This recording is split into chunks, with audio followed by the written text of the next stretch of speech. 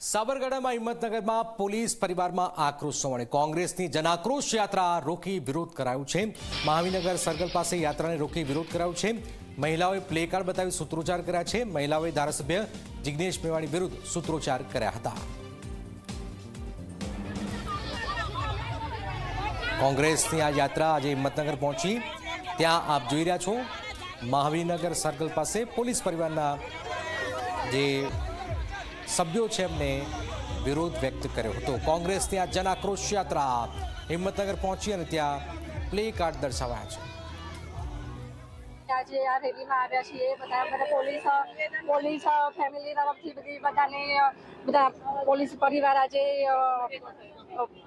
રેલીમાં ભેગા થયા છે। જે જિગ્નેશભાઈએ જે શબ્દો વાપર્યા એમને કીધું કે પોલીસના પટ્ટા ઉતારી દઈએ એ ખોટું છે। અમને એ વાતથી વિરોધ છે। અમે એના માટે અહીં આવ્યા છીએ। આજે અહીં રેલીમાં ઊભા હતા તો જે એમના કોંગ્રેસના કાર્યકર્તા એમને બી અમારી ઉપર ખુદ મારી ઉપર ધક્કામુક્કી કરી છે।